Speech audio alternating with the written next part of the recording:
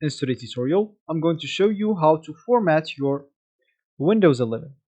So the first thing that you would like to do is just go and open your PC that contains of course the Windows 11. And of course if you have Windows 10, you can just go into your settings and upgrade into Windows 11 right now and for free.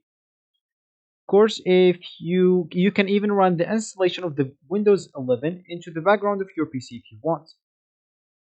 if you want to use your PC in the meanwhile. Of course, once the download or the installation finished, you will be notified to restart or to reboot your PC. When you do that, you'll find your Windows 11 ready to use for you. And of course, you'll even have a recovery point if you want to go into your Windows 10 whenever you want.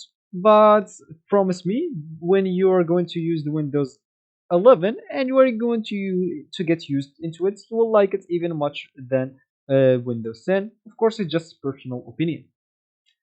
Of course, the upgrade from Windows 10 into 11 will not delete any files or apps for you, so don't worry about this. And as we said in the beginning of the video, you would like to format your Windows 11. So of course there is two types of formats. There is the format that will keep your personal files and the format that will delete your personal files. So I'm going to show you both. So here I'm just going to open my settings. I'm just going to click at Windows I, or you can just go and open your settings on the regular way. Here, make sure to select the system, which is actually already selected per default when you open the settings. Then scroll down a bit until you find this recovery and make sure to click on it.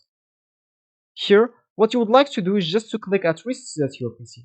And then you would like to choose to keep or remove your personal files, as I said, then reinstall the Windows. You will have the option of keeping your personal files or remove them, like the factory reset or just a normal format.